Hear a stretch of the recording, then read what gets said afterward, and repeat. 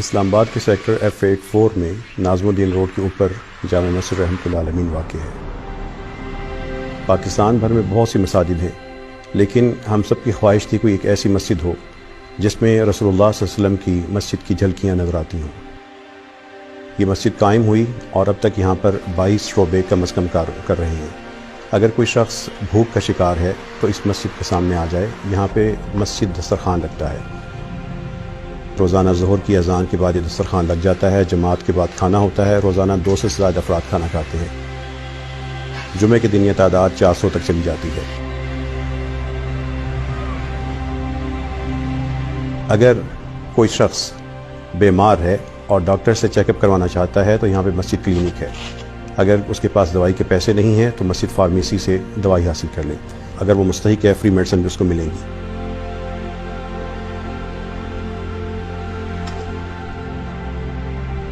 اگر وہ تھکا ہوا ہے تو یہاں پہ مسجد آرام گاہ موجود ہے۔ اگر وہ اپنے بچوں کی شادی کے حوالے سے پریشان ہے، باعزت طریقے سے ان کو رخصت کرنا چاہتا ہے یا ان کا نکاح کرنا چاہتا ہے، وہ پریشان نہ ہو، مسجد رحمۃ اللہ علیہ میں مسجد میرج ہال قائم ہے۔ یہاں پہ اس کو شادی کے تمام لوازمات مہیا کر دیے جاتے ہیں۔ اگر وہ صاحب حیثیت ہے تو کھانا خود پکوا لے۔ اگر وہ کھانا بھی نہیں پکوا سکتا نکاح کے لیے یا رخصتی کے لیے تو مسجد رحمۃ اللہ علیہ کے نمازی قافلہ رحمت ہیں، وہ کھانا اس کو پکوا دیں گے۔ مسجد رحمۃ اللہ علیہ کا مسجد میرج ہال محبت ہی محبت ہے۔ جو دلہا اور دلہن یہاں سے رخصت ہوتے ہیں ان کو مسجد رحمۃ اللہ علیہ کی طرف سے تحفہ ملتا ہے۔ کبھی سوٹوں کی شکل میں ہوتا ہے، کبھی کیش کی شکل میں ہوتا ہے، کبھی اور چیزوں کی شکل میں ہوتا ہے۔ یتیم بیٹیوں کے لیے یہاں سے پورا پیکج ہوتا ہے، بیوہ ماں کی بیٹیوں کے لیے اسی طرح پورا پیکج ہوتا ہے۔ یہ تحفے اسلام آباد کے شہریوں کی طرف سے ہوتے ہیں۔ اسلام آباد کے شہری جامع مسجد رحمۃ اللہ علیہ کے ساتھ مل کر ایک شاندار تاریخ رقم کر رہے ہیں۔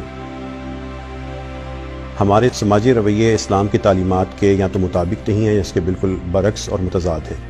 ان میں سے ایک چیز جہیز ہے۔ یہ وہ ناسور ہے جس کی وجہ سے ہزاروں بیٹیوں کی شادیاں نہیں ہو سکتی، وہ بوڑھی ہو جاتی ہیں، لاکھوں گھر اجڑتے ہیں۔ اس جہیز کے خاتمے کے لیے مسجد رحمۃ اللہ علیہ نے ان سماجی برائیوں کے خلاف آواز اٹھائی ہے۔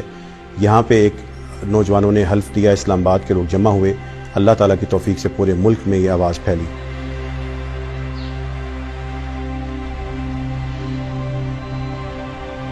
ایک شاندار شعبہ جو اس مسجد میں قائم ہے وہ ہے مسجد بیت المال۔ مسجد بیت المال کے ذریعے ہم وہ تمام مستحق مسلمان بھائی جو بیمار ہیں، معذور ہیں، کوئی یتیم ہے، کوئی بیوہ ہے، کسی کی تعلیمی ضرورت ہے، کسی کا علاج کی ضرورت ہے، جو کیش رقم ہے ان پہ خرچ کر دی جاتی ہے۔ یہ شاندار نظام، اس کا پورا ریکارڈ رکھا جاتا ہے، جو آنے والوں کی پوری چھان بین کی جاتی ہے، باقاعدہ درخواستیں وصول کی جاتی ہیں، اور اللہ تعالیٰ کی توفیق سے ہر مہینے 300 سے 400 گھروں یا افراد کی مدد خاموشی کے ساتھ ہو رہی ہے۔ اگر کوئی شخص اس کے پاس کپڑے نہیں ہیں، اپنے بچوں کے یہ کپڑوں کے حوالے سے پریشان ہیں یا اس کے اپنے کپڑے پھٹے ہوئے ہیں تو یہاں پہ آ جائے۔ یہاں پہ مسجد فری گارمنٹ سٹور قائم ہے۔ اگر اس کے پاس جوتے نہیں ہیں اور وہ پرانے جوتوں میں گزارا کر رہا ہے، اس کے بچوں کے پاس اسکول کے شوز نہیں ہیں، وہ پریشان نہ ہو، وہ ہمارا مستحق بھائی ہے، مسجد رحمۃ اللہ علیہ میں آئے۔ یہاں پہ مسجد فری شوز سٹور قائم ہے، یہاں سے آ کے جوتے حاصل کر لیں۔ اگر اس کو بچوں کے پاس یونیفارم نہیں ہے تو اس کی تعلیم کو نہ روکے، وہ یہاں پہ آئے۔ مسجد یونیفارم بینک ہے، یہاں پہ لوگ اپنے بچوں کے لیے جو ان کے استعمال شدہ لباس ہے وہ جمع کرواتے ہیں، یا یونیفارم یا نئے جمع کروا دیتے ہیں، ہم وہی اچھی حالت میں ان کے بچوں کو دے دیتے ہیں۔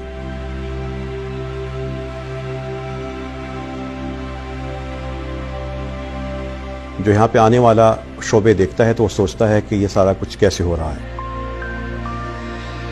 اس سارے کام کے لیے اللہ تعالیٰ کے فضل اور اس کی توفیق سے اس مسجد رحمۃ اللہ علیہ سے کوئی چندہ جمع نہیں کرتا، کوئی مانگتا نہیں ہے، بلکہ اللہ تعالیٰ کے کچھ خاص لوگ ہیں جو خود اس میں شریک ہو جاتے ہیں۔ ملک سے باہر وہ لوگ کبھی اس میں اکاؤنٹ میں پیسے بھیج کر، کبھی یہاں پر آ کے جمع کروا کر۔ ہم نے ایک نظام بنا دیا، اللہ تعالیٰ وہ نظام چلا دیتے ہیں، لوگ اس میں شامل ہوتے جاتے ہیں، اور جو لوگ اس مسجد کے ساتھ شامل ہو رہے ہیں وہ قافلہ رحمت ہیں، وہ گمنام ہیں، لیکن اللہ تعالیٰ ان کے کام کو دوام عطا کیے جا رہا ہے۔